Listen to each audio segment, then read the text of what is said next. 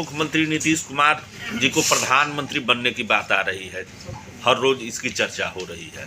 बोले भी हैं कि 2024 के बाद तेजस्वी जी संभालेंगे गद्दियाँ। देखिए, ये आप दो सवाल कर रहे हैं। पहला तो आपने कहा कि प्रधानमंत्री बनने की चर्चा, मुझे तो ये चर्चा कहीं नहीं सुनाई दी। जिस दिन से नीतीश जी महागठबंधन में आए हैं उस दिन से ही मैं पत्रकारों को लगातार कह रहा हूं कि मैं इसको राज्य स्पेसिफिक घटना मानता हूं। नीतीश जी की क्रेडिबिलिटी आज के तारीख में ऐसी नहीं है कि उनके बारे में बिहार प्रधानमंत्री बनना तो छोड़ दीजिए, बिहार का मुख्यमंत्री बने रहने का के लिए उन पर संकट है। कहीं कोई चर्चा नहीं है, कहीं कोई प्रयास नहीं है। ये चर्चा कौन सुन रहा है मैं तो नहीं जानता हूँ। जहाँ तक दूसरी बात है वो ज़्यादा महत्वपूर्ण है। उन्होंने कहा कि 25 का चुनाव तेजस्वी जी के नेतृत्व में लड़ा जाएगा। तो मेरी मांग ये है, मेरा सुझाव भी ये है कि भाई 25 तक इंतजार करने की जरूरत क्या है।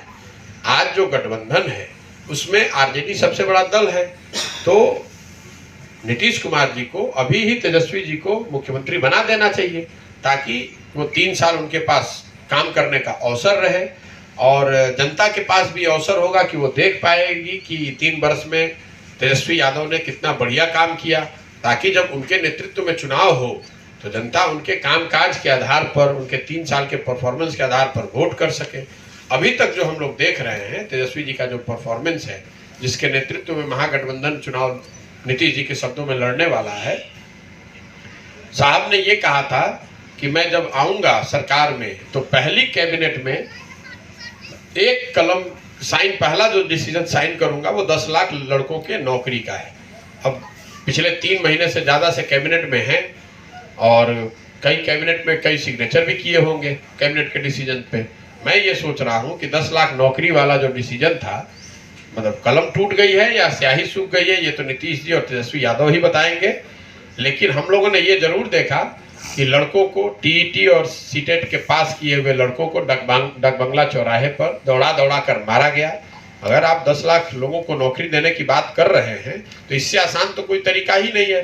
बिहार में शिक्षकों की भारी कमी है और सीटेट और टीईटी और सीटेट पास किए हुए लोग जो है वो बैठे हुए हैं, वो क्वालिफाई किए हुए हैं। आप उनको एक कलम से उनको नौकरी दे सकते हैं। तो और आपने चुनाव से पहले वादा भी किया था, तो अब उनको दे के दिखा दीजिए। देखिए, ये झूठे वादे करना और लोगों को भ्रम में डालकर वोट लेना, इनकी ये पुरानी फितरत है। अब बिहार में सबसे ज़्यादा हालत जो खराब है ग्रामीण। साहब ने ये कहा था कि मैं जब आऊँगा सरकार में तो पहली कैबिनेट में एक कलम साइन, पहला जो डिसीजन साइन करूँगा वो 10 लाख लड़कों के नौकरी का है। अब पिछले 3 महीने से ज़्यादा से कैबिनेट में हैं और कई कैबिनेट में कई सिग्नेचर भी किए होंगे कैबिनेट के डिसीजन पे। मैं ये सोच रहा हूँ कि 10 लाख नौकरी वाला जो डिसीजन था, मतलब कलम टूट गई है या स्याही सूख गई है, ये तो नीतीश जी और तेजस्वी यादव ही बताएंगे। लेकिन हम लोगों ने ये जरूर देखा कि लड़कों को टीईटी और सीटेट के पास किए हुए लड़कों को डाक बंगला चौराहे पर दौड़ा दौड़ा कर मारा गया। अगर आप 10 लाख लोगों को नौकरी देने की बात कर रहे हैं तो इससे आसान तो कोई तरीका ही नहीं है। बिहार में शिक्षकों की भारी कमी है और सीटेट और टीईटी और सीटेट पास किए हुए लोग जो है वो बैठे हुए हैं, वो क्वालिफाई किए हुए हैं। आप उनको एक कलम से उनको नौकरी दे सकते हैं। तो और आपने चुनाव से पहले वादा भी किया था, तो अब उनको दे के दिखा दीजिए।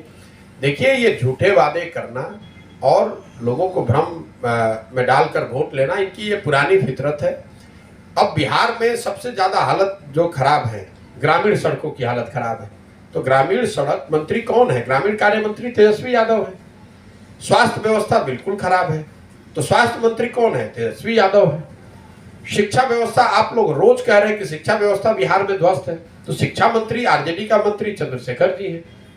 तो मुख्यमंत्री बन जाए, प्रधानमंत्री के चेहरा बन जाए, वो तो नीतीश कुमार का मतलब ऐसा है कि बिहार कोई नीतीश कुमार की जागीर थोड़ी ना है जिसको अपना चेहरा बनाना है दल का बना दे।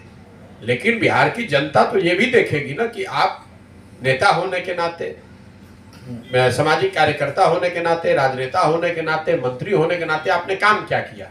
लेकिन मोटे तौर पर मैं यही उस पर टिप्पणी करूंगा कि नीतीश जी को 2025 तक का इंतजार नहीं करना चाहिए। तेजस्वी को अभी मुख्यमंत्री बना देना चाहिए ताकि लोग ये देख पाएं कि तेजस्वी यादव में कितनी काबिलियत है और कितना बढ़िया वो बिहार को चलाते हैं, कैसे बिहार की व्यवस्था को सुधारते हैं।